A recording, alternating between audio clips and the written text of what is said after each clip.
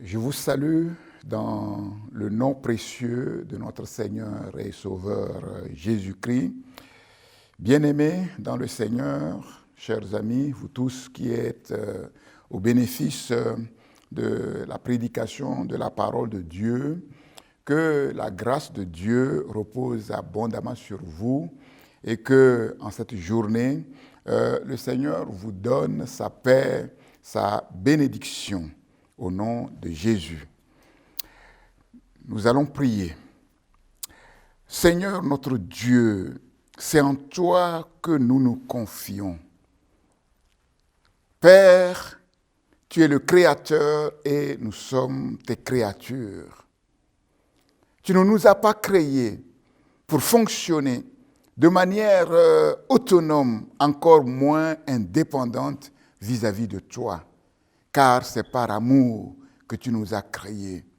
Et oui, qui dit amour, dit relation. Mais dans cette relation, nous n'oublions pas que c'est toi le suprême et que toutes nos sources sont en toi, Seigneur. Voilà pourquoi nous voulons dépendre de toi en toutes choses, dépendre de ton esprit, de ton onction, Seigneur. Et je crois qu'en ce jour, tu fais couler, oui, sur tes serviteurs, sur tes enfants, sur toute la surface de la terre, cette huile sainte, ton onction, qui nous donne, oui, la force, qui nous donne toutes les ressources dont nous avons besoin pour te servir avec efficacité et pour marcher dans ta victoire. Père éternel, je te prie plus particulièrement pour ce message que tu me donnes de communiquer à tes enfants, à tes élus, Seigneur, ô Dieu, à tous ceux à qui tu permets d'être à l'écoute, d'être au bénéfice de cet enseignement. Père, que cette parole soit la parole même de Dieu, que l'Esprit de Dieu communique, oui, à tous ceux qui l'écoutent avec toute la puissance du Saint-Esprit. Une parole vivante, une parole imprégnée de ton onction, une parole de foi, de sagesse, de puissance, Seigneur, pour édifier, pour guérir, pour délivrer, pour restaurer, pour bénir, dans le nom puissant de Jésus-Christ. Seigneur, merci pour le feu de Dieu, le feu de Dieu, le feu de Dieu que tu mets dans mon cœur et dans ma bouche, afin que ce soit des paroles de feu pour, oui, tes enfants, Seigneur. Sois loué pour l'efficacité de ta parole par la puissance du Saint-Esprit. Merci notre Dieu et Père. Amen. Amen.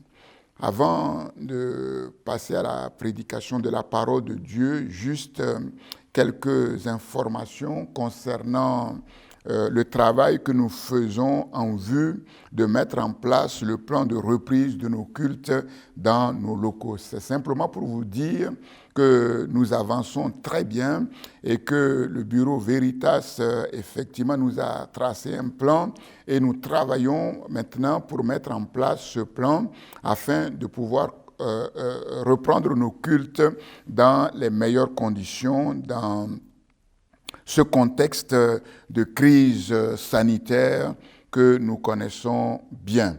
Donc, nous allons mettre en place les différentes équipes qui vont se charger d'encadrer ce plan de la meilleure des manières. Et nous allons maintenant aussi commander tout le matériel nécessaire. Aussi, nous travaillons pour que nous puissions avoir à notre disposition la technologie nécessaire pour les cultes en direct. Voilà toutes les installations nécessaires dans nos locaux et aussi nous travaillons à l'organisation du déroulement de nos cultes. Nous savons, en raison effectivement des consignes qui ont été données, les consignes de distanciation, il n'est pas possible de faire un seul culte. Donc nous serons amenés à faire deux cultes, dont probablement le premier sera aussi diffusé en direct et en ligne. Et par rapport à cela, le groupe de communication de l'Église mettra sur notre plateforme, je dirais, une plateforme pour les inscriptions. Donc, nous vous donnerons au fur et à mesure de l'avancement des choses, des informations très, très précises. Dieu voulant, nous pensons pouvoir reprendre nos cultes dans nos locaux la deuxième quinzaine du mois de septembre. Voilà, nous restons dans la prière pour que la sagesse de Dieu puisse nous conduire en toutes choses et que tout soit fait pour la gloire de Dieu et pour le témoignage effectivement de notre Seigneur. Voilà ce qui est de nos travaux en vue de la reprise de nos cultes. Oui, nous savons que le temps est passé, c'est vrai, c'est vraiment une joie de pouvoir nous retrouver à nouveau ensemble, mais comme vous le savez, nous ne pouvons plus faire les choses de la même façon. Voilà, je ne sais pas si tu écoutes cette prédication seul ou tu es avec ta famille, avec les parents, avec ton époux, avec ton épouse, avec des amis. Voilà, je te demande simplement de dire aux personnes qui sont avec toi, à la personne qui est avec toi, que prépare-toi vraiment à écouter attentivement, car Dieu a quelque chose pour toi particulièrement au travers de ce message. Et si tu es seul aussi, tu peux parler à ton âme. Nous voyons dans les psaumes, le psalmiste parfois qui secoue son âme en disant « Mon âme bénit l'Éternel ». Tu peux parler à ton âme, tu peux parler à ton cœur et te dire à toi-même « Oui, prépare-toi pour être vraiment au bénéfice de ce message car Dieu a quelque chose pour toi. » Peut-être qu'au travers de ce message, quelque chose va changer vraiment radicalement. Dans le bon sens du terme, nous savons que quand Dieu parle, c'est pour notre bien. Quand Dieu parle, c'est pour notre édification, c'est pour notre victoire, c'est pour notre bénédiction. Voilà, et Dieu nous dit, prends garde à la manière dont tu écoutes la parole de Dieu. Donc, aujourd'hui, nous continuons sur la parenthèse que j'ai ouverte le dimanche dernier. Nous allons continuer dans cette parenthèse. Et donc, cette parenthèse nous a amené à ouvrir un nouveau thème, bien sûr, qui va être bref. Et ce thème, le titre de ce thème, c'est Abraham ou l'exigence d'une noble vocation. Abraham ou l'exigence d'une noble vocation. Et donc, nous avons lu simplement un verset dans le chapitre 17 du livre de la Genèse. Un verset, le verset 1er, Genèse chapitre 17, verset 1er. Lorsque Abraham fut âgé de 99 ans, j'ai vu que dans la prédication dernière, effectivement, il y avait une petite confusion entre Abraham et Abraham. Parce que nous voyons qu'il y a une différence fondamentale. Parfois, je me suis trompé un peu. J'ai vu aussi qu'au lieu de dire Ruth chapitre 4, j'ai dit chapitre 14. Bien sûr, vous avez corrigé toutes ces petites erreurs. Lorsque Abraham, pas Abraham, fut âgé de 99 ans, l'Éternel apparut à Abraham et lui dit, « Je suis le Dieu Tout-Puissant. Marche devant ma face et sois intègre. Marche devant ma face et sois intègre. » Donc, nous avons développé 3 points. Le premier point, c'est le pas de la foi d'Abraham. Le premier pas de la foi d'Abraham. Et le second point, c'est nous nous sommes attardés sur la révélation que Dieu a donnée à Abraham par rapport à ce nom. Je suis El Shaddai. El Shaddai, le Dieu Tout-Puissant. Et le troisième point, nous nous sommes attardés sur le « je suis ». Donc nous nous sommes attardés dans un premier temps sur la révélation du nom de Dieu à Abraham. Et donc aujourd'hui, nous allons continuer. Et le quatrième point, c'est marche. Marche. Abraham a reçu cet ordre de la part de l'Éternel. Marche devant ma face. Marche. Dieu se révèle à Abraham. Dieu donne un ordre à Abraham. Et l'ordre que Dieu donne à Abraham, c'est de marcher. La marche de la foi. La vie de la foi. Marche. En quelque sorte, Dieu ordonne à Abraham de vivre sa vie, sa destinée. Une vie, une destinée entièrement conditionnée. Conditionnée à l'ordre de Dieu, conditionnée à la parole de Dieu, conforme à la volonté de Dieu. Abraham ne devait pas marcher n'importe comment. Et dans cette marche, c'est comme si Dieu disait à Abraham que sans moi, tu ne peux rien faire. De la même manière que sans le potier, l'argile ne peut rien faire. Sans le potier, l'argile ne peut rien faire. Et nous comprenons ici que répondre à l'appel de Dieu, comme Abraham l'a fait, et comme nous aussi, nous l'avons fait, répondre à l'appel de Dieu, décider de se soumettre entièrement et sans condition aux exigences de Dieu, c'est en quelque sorte devenir comme de l'argile brute dans les mains de Dieu. Et Dieu va sanctifier cette argile. D'ailleurs, nous savons que Adam, c'est Adama, signifie argile, poussière, terre.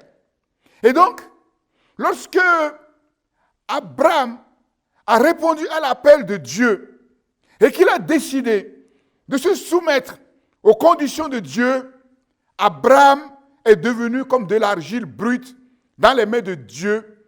Et Dieu va sanctifier cette argile. Dieu va enlever les saletés, les cailloux. Et Dieu va travailler à fond, façonner cette argile pour en faire un vase utile à Dieu, un vase d'honneur. Oui, Dieu va utiliser ce vase pour son œuvre, pour le bien, oui, d'Abraham et pour le salut de ceux qui l'écoutent. Il y a dans la Bible un passage qui nous éclaire sur l'image de Dieu comme potier. Ce passage que nous allons lire, que je vais lire, se trouve dans Jérémie. Jérémie chapitre 18. Jérémie chapitre 18. À partir du verset 1er. Jérémie chapitre 18, verset 1er. Voici ce qui est écrit. La parole fut adressée à Jérémie de la part de l'Éternel en ces mots. Lève-toi et descends dans la maison du potier. Là, je te ferai entendre mes paroles. Je descendis dans la maison du potier et voici, il travaillait sur un tour. Le vase qu'il faisait ne réussit pas, comme il arrive à l'argile dans la main du potier. Et ici, en fait, on peut faire allusion à Israël. À Israël.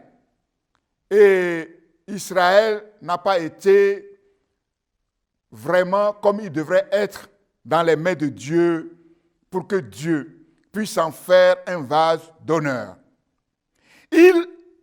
Nous revenons à notre texte, il en refit un autre vase tel qu'il trouva bon de le faire. Et on peut faire ici allusion à l'Église que Jésus-Christ est venu bâtir. Et nous savons que cette fois-ci, oui, c'est sur le roc que cette œuvre va être bâtie. Nous continuons. Et la parole de l'Éternel me fut adressée en ces mots. Ne puis-je pas agir envers vous comme ce potier, maison d'Israël? Donc la parole de Dieu dit ici que Dieu agit comme un potier, le divin potier. Ne puis-je pas agir envers vous comme ce potier, maison d'Israël, dit l'Éternel. Voici, comme l'argile est dans la main du potier, ainsi vous êtes dans ma main, maison d'Israël. Soudain, je parle sur une nation, sur un royaume, d'arracher, d'abattre, de détruire. En quelque sorte, je prononce mon jugement sur une nation parce que sa conduite n'est pas conforme à ma volonté. Mais si cette nation sur laquelle j'ai parlé revient de sa méchanceté, comme Ninive, je me repens du mal que j'avais pensé lui faire. Donc Dieu change son plan. Dieu adapte en fait son plan à la conduite de la nation sur laquelle il parle.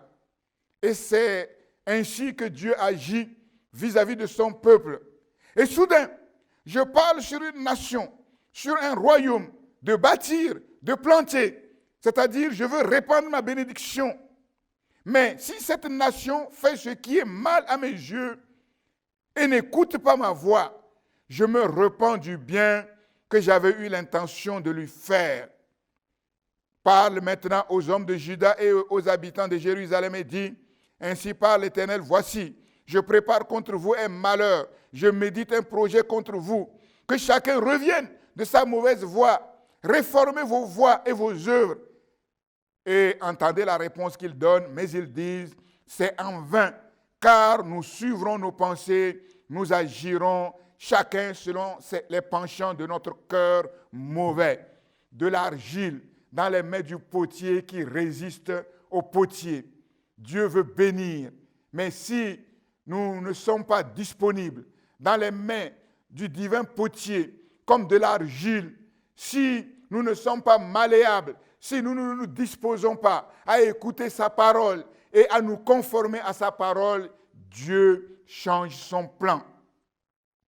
Dieu comme un potier. Comment Dieu opère-t-il en tant que potier? Nous le voyons, c'est clair dans la parole que j'ai lue, dans le texte que j'ai lu. Dieu opère par deux moyens. Par sa parole, tantôt je parle sur une nation et tantôt je parle sur une autre nation. Par sa parole et notre obéissance entière à sa parole. Si nous recevons sa parole et nous nous conformons à sa parole, comme de l'argile malléable entre les mains du divin potier, alors la parole amène dans nos vies ce que Dieu veut nous communiquer. Cela nous enseigne qu'une fois engagés sur le chemin de notre destinée, c'est notre entière obéissance qui nous permet de réussir. C'est notre entière obéissance à la parole de Dieu qui nous permet d'atteindre le but. Contrairement à contrario, ce sont nos désobéissances qui amènent les échecs. Ce sont nos désobéissances qui nous font manquer le but. Et nous savons, le péché, c'est manquer le but.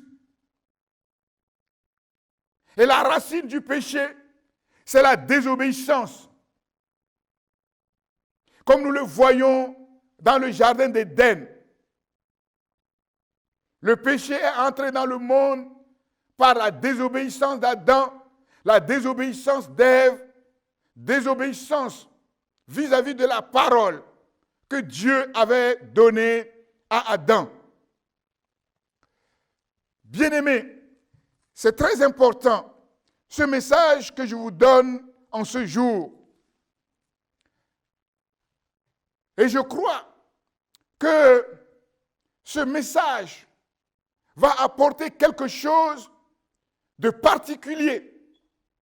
Et si vous prenez au sérieux ce message, quelque chose va changer par la puissance de Dieu qui opère au travers de sa parole dans votre vie, dans votre cœur, afin que les choses ne soient plus jamais les mêmes.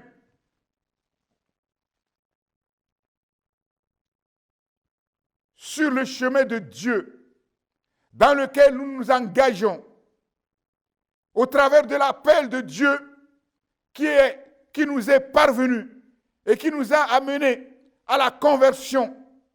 Sur ce chemin-là, lorsque nous marchons par la foi, nous marchons dans l'obéissance, nous ne sommes jamais seuls. Jamais seuls. Celui qui s'appelle « Je suis » est toujours avec nous. El Shaddai, le Dieu Tout-Puissant, pour qui rien n'est impossible, est toujours avec nous. C'est vrai que parfois, nous avons l'impression que Dieu est absent. Parfois, nous avons l'impression que nous sommes seuls.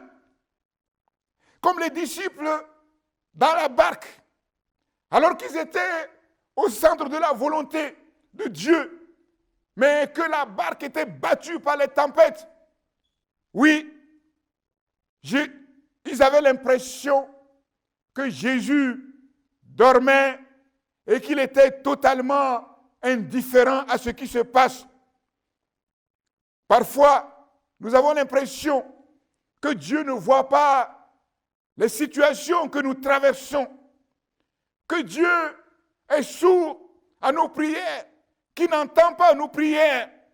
Mais ce n'est là que des impressions. Quels que soient les temps et les circonstances, El Shaddai est avec nous. Dieu ne peut pas être absent. Celui qui a dit « Je remplis la terre », il est présent partout. Dieu ne sommeille ni ne dort. Il n'est ni aveugle ni sourd. C'est un Dieu vivant. Il s'appelle El Shaddai. En un instant, Jésus s'est réveillé dans la barque et la mer s'est tue. Les vagues de la tempête, les vagues de la mer se sont tues. Et oui, la tempête également s'est calmée, s'est apaisée. Dieu est toujours avec nous. Ce vieux cantique qui dit « jamais tout seul », non, jamais tout seul. C'est une vérité, mais à condition que notre marche soit une marche de la foi, une marche de l'obéissance à Dieu et à sa parole. Dieu dit à Abraham, marche, marche, mais pas n'importe où, pas n'importe comment. 5e point, marche devant ma face, marche devant ma face. Quelle invitation! Une noble invitation pour une noble vocation. Dieu adresse ici à Abraham l'invitation à entrer dans un face-à-face avec lui, avec Dieu, dans une relation intime avec Dieu. Nous connaissons la fin de l'histoire et nous savons que Abraham est devenu l'ami intime de Dieu. Une invitation à entrer dans la cour des grands. Et là aussi nous savons que Abraham, par la grâce de Dieu, s'est assis pour toujours, oui, sur la table des grands. Son nom est comme inscrit dans le panthéon céleste. Et c'est ce que Dieu veut pour nous. Voilà pourquoi la Bible dit que tous les croyants sont considérés comme des enfants d'Abraham. Nous sommes, oui, des enfants de celui qui est qualifié du Père de tous les croyants.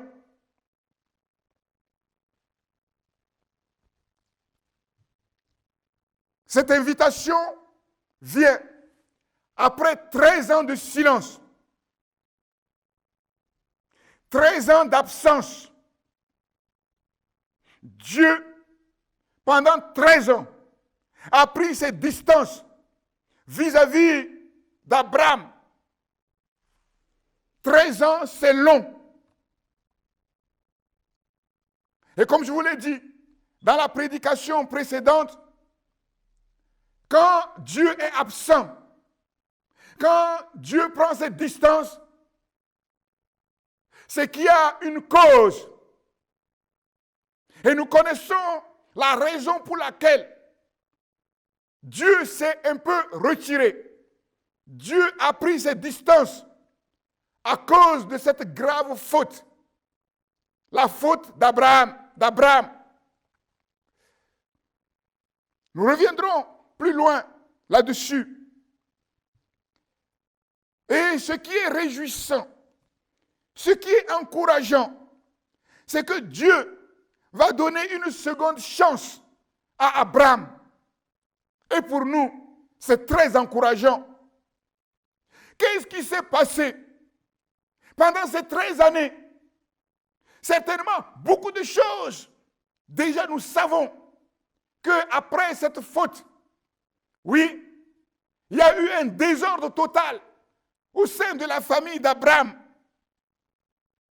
Certainement qu'il y a eu un désordre aussi dans le cœur de Sarai, dans le cœur d'Abraham, une remise en question. Mais dans ce silence, Dieu observait, Dieu voyait. Abraham a dû tirer des leçons de toutes ces faillites, de tous ces échecs. Et toutes ces faillites, ces échecs, ont amené certainement Abraham à tirer une conclusion radicale,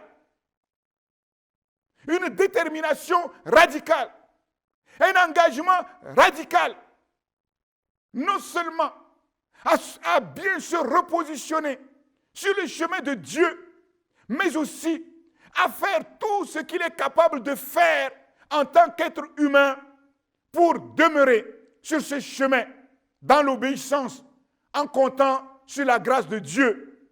Et Dieu a vu cela. Et Dieu a donné une nouvelle chance à Abraham.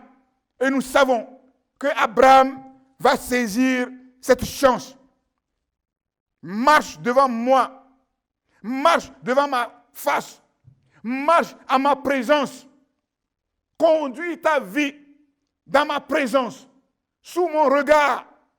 Quelle sécurité, quelle garantie de savoir que, oui, en tant qu'enfant de Dieu, en tant qu'appelé de Dieu, en tant qu'élu de Dieu, Dieu nous garantit d'être notre rempart, notre sécurité. Un peu comme, oui, un bébé qui commence à marcher, un enfant qui commence à marcher, mais dont la maman est là pour garantir qu'il ne tombe, et s'il tombe, faire ce qu'il faut, oui, pour que l'enfant se sente bien. Quelle sécurité! Nous n'avons pas d'autre sécurité, d'autre garantie que la présence de Dieu, une assurance tout risque. Oui, tant que nous sommes au centre de la volonté de Dieu, rien, absolument rien ne peut nous arriver sans que Dieu le permette. Et tout ce que Dieu permet, c'est pour notre bien, c'est pour sa gloire et aussi pour le bien, oui, de notre génération et de ceux à qui nous rendons témoignage. Conduis ta vie dans ma présence. Oui, Dieu dit à Abraham, oui, vis ta vie, mais une vie transparente, une vie sincère devant moi. Te cacher ou cacher les choses, cacher tes transgressions et tes fautes, ça ne sert à rien. Ça ne te conduit à rien. Ce sont autant de bâtons que tu donnes à l'ennemi à l'adversaire de ton âme pour te faire du mal. C'est dans le face-à-face avec Dieu que Dieu opère le miracle de la transformation, de la transfiguration. Comme Moïse, nous savons que dans Exode 34, Dieu a invité Moïse à monter sur la montagne du Sinaï. Moïse, Exode 34, verset 29, était dans un face-à-face avec Dieu sur la montagne, oui, de la révélation. Et dans ce face-à-face, un miracle s'est produit. Le verset 29 nous dit ceci. Moïse est descendu de la montagne du Sinaï. Mais Moïse ne savait pas que la peau de son visage s'était mise à rayonner, à briller. Rayonner de quoi? Rayonner de la gloire de Dieu. Lorsqu'il avait parlé à l'Éternel, dans le face-à-face avec l'Éternel, Moïse a parlé avec l'Éternel. Moïse a vu la gloire de Dieu. Moïse a comme été impacté par cette gloire. Il a comme reçu cette gloire dans son cœur. Et la preuve et le signe, oui, qu'il a été impacté par la gloire de l'Éternel, c'est que son visage s'est mis à briller. Son visage s'est mis à rayonner. Et ce qui est extraordinaire, c'est que Paul précise dans le Nouveau Testament que ce privilège n'est pas seulement pour Moïse, mais pour tout le peuple de la Nouvelle Alliance. Tous ceux qui sont véritablement convertis au Seigneur, dont la vie appartient entièrement au Seigneur, qui sont dans les mains du Seigneur, comme l'argile dans les mains du potier.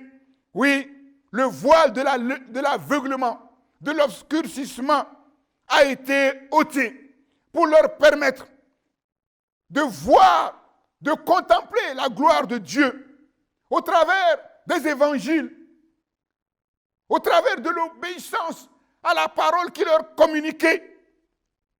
Il leur a été donné, il nous a été donné de voir et de contempler dans nos temps de prière, de méditation de la parole de Dieu, d'étude de la parole de Dieu, la révélation que le Saint-Esprit nous donne de notre Seigneur, c'est la gloire de Dieu que nous recevons et qui vient dans nos cœurs et qui nous transfigure et qui accomplit une œuvre dans nos cœurs, dans les profondeurs de nos cœurs, comme le potier agit sur le tour et travaille l'argile pour le rendre conforme au vase qu'il veut, oui, former.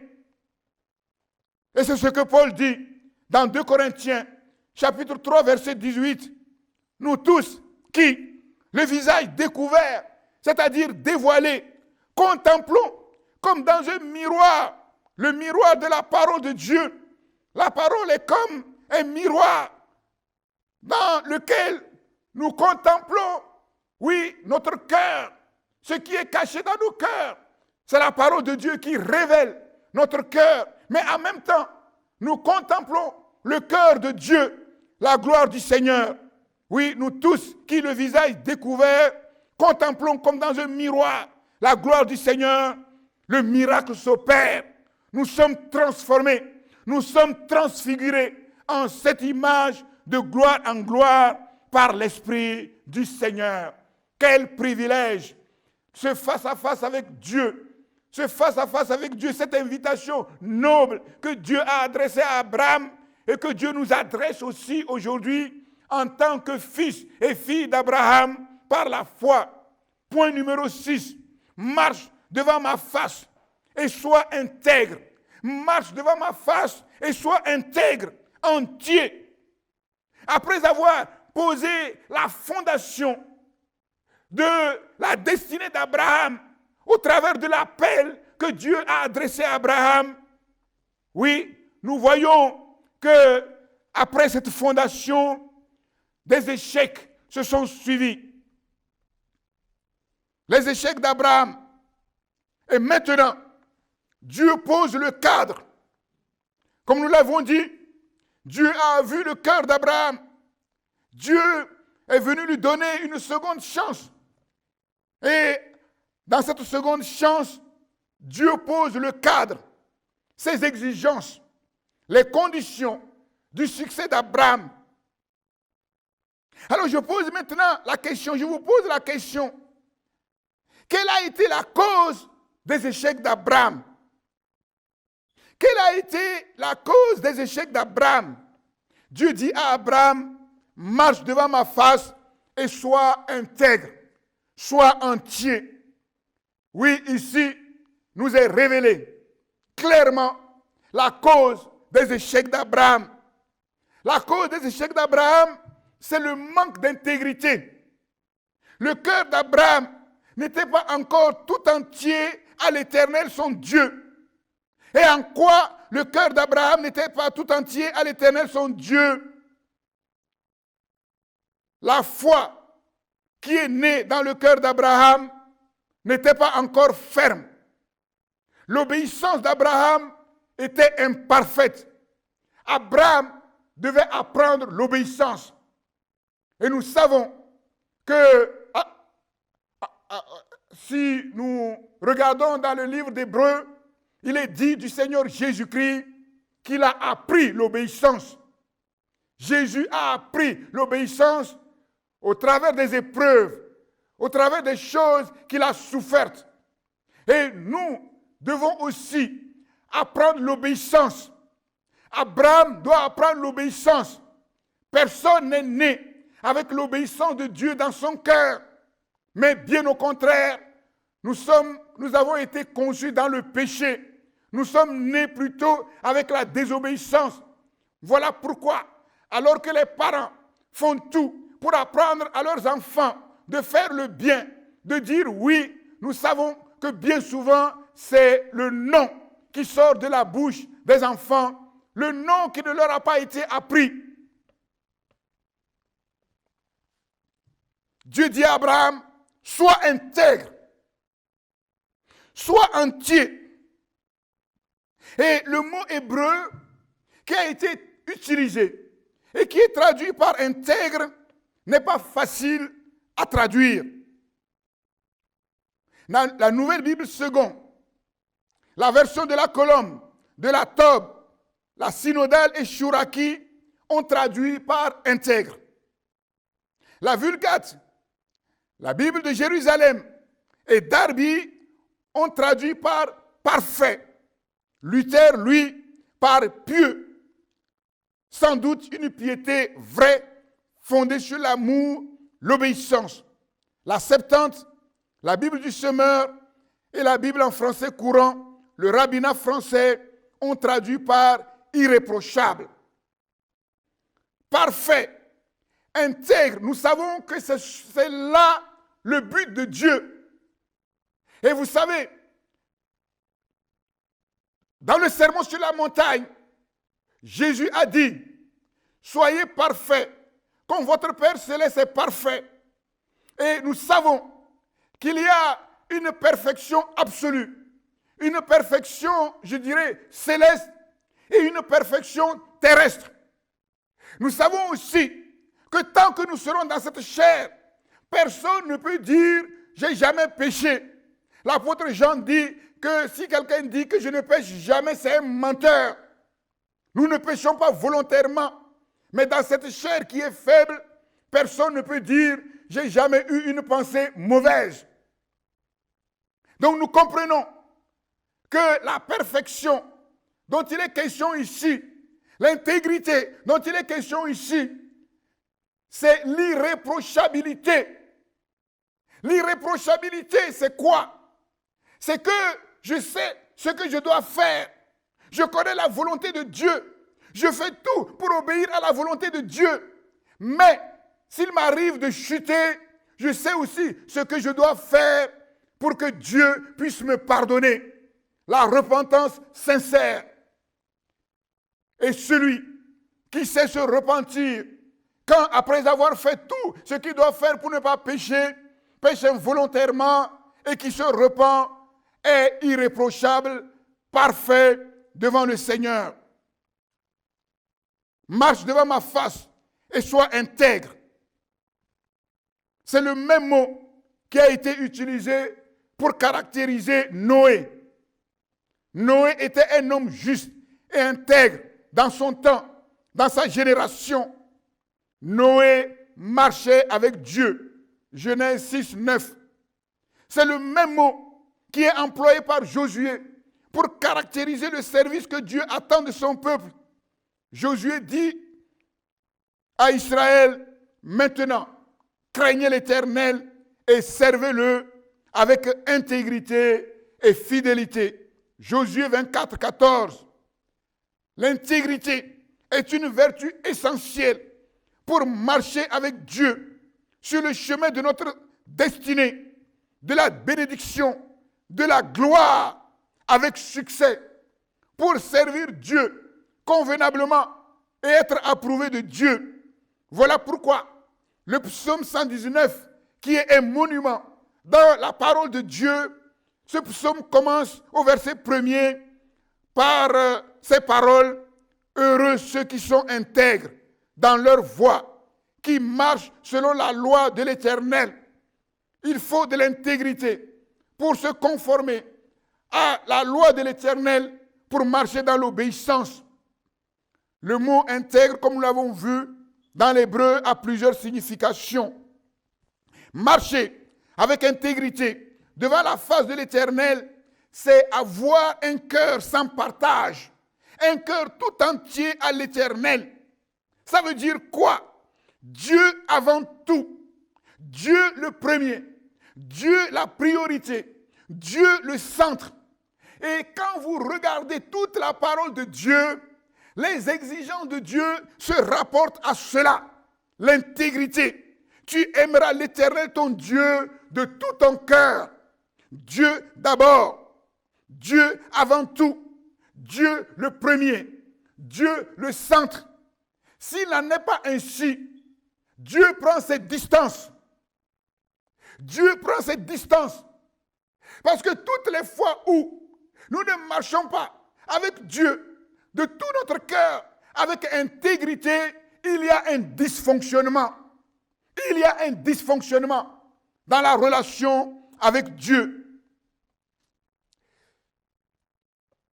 Tous les domaines de notre vie, comme de la vie d'Abraham, doivent être transparents devant Dieu, exposés au regard de Dieu.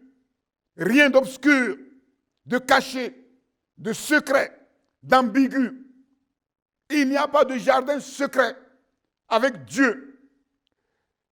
Dieu doit avoir un droit de regard sur toute notre vie, notre comportement, ce que nous sommes, ce que nous avons, ce que nous faisons.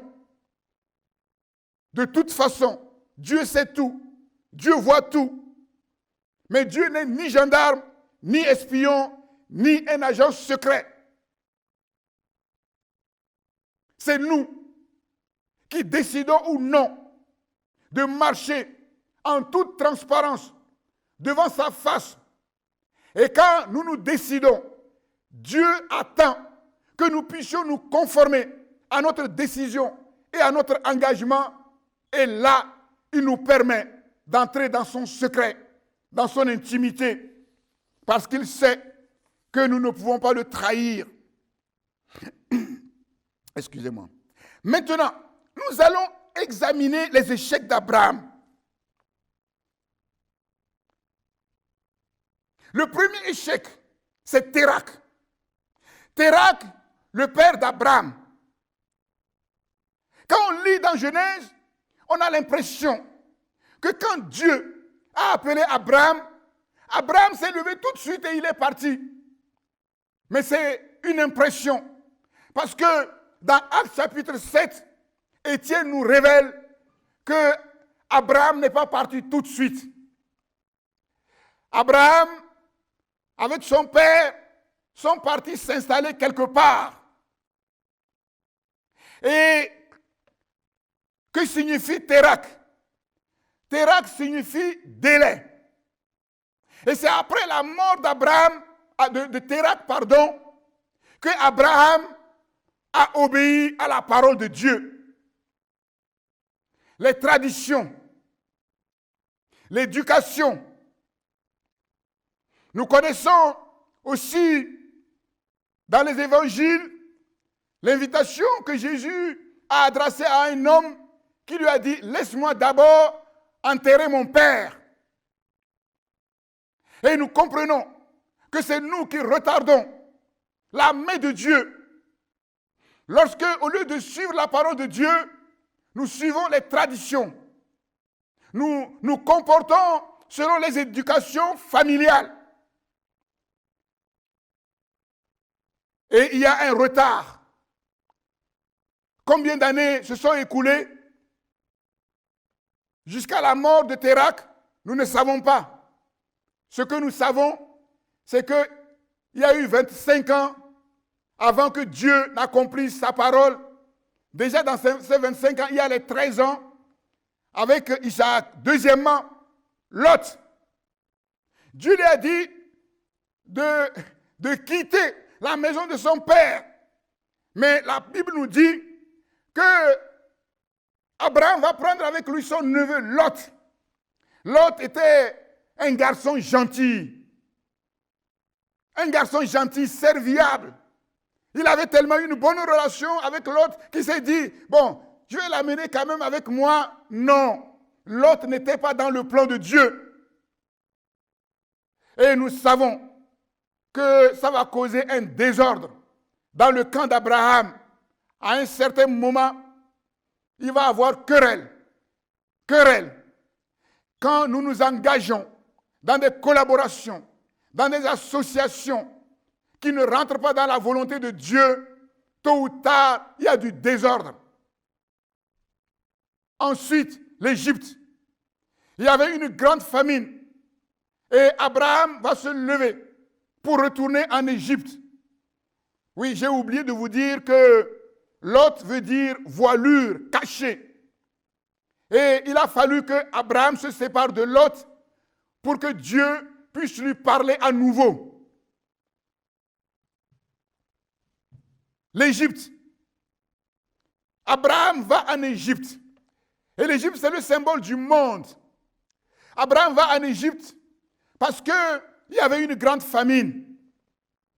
Et nous voyons tout le désordre dans lequel Abraham va vivre avec sa femme en Égypte. Le mensonge ou avec les demi-vérités. Parce qu'Abraham craignait que les gens ne le tuent à cause de sa femme qui était fort belle. Il va dire à sa femme de mentir en disant qu'elle est sa sœur. Et c'est vrai que c'est sa demi-sœur. Mais demi-vérité égale mensonge. Et vous savez que ça a failli lui coûter cher. Abraham va exposer sa femme. Et Pharaon était sur le point de la prendre en mariage. Et quand Pharaon a appris que c'était sa femme, il a ordonné qu'on les chasse comme des vauriens. Lui, l'appelé de Dieu, appelé à s'asseoir sur la table des grands. Il a obéi et il a suivi le chemin de l'opportunisme. L'opportunisme, c'est quoi? C'est le comportement de celui qui règle sa conduite selon les circonstances, qui subordonne ses principes à son intérêt personnel. C'est un peu quand on dit « aide-toi, le ciel t'aidera ». Oui, en politique, ça s'appelle retourner sa veste. Et nous savons que ce n'est pas une bonne chose. Oui, et pour terminer, Ismaël. Ismaël, lui, c'est la volonté humaine qui prend le pas sur la volonté de Dieu. C'est la chair qui conduit et non l'esprit. Ismaël, qui est né d'Agar, la servante de Saraï. Et tout le désordre que ça va produire dans la maison, les querelles, la jalousie, la méchanceté, à tel point que finalement, oui, Dieu va dire à Abraham de chasser Ismaël, de la maison. Le fils légitime ne peut pas partager l'héritage avec le fils de la chair. Tout cela nous parle des défaillances d'une vie naturelle, d'une vie charnelle, l'incapacité humaine par nous-mêmes à faire la volonté de Dieu. Alors je pose maintenant la question,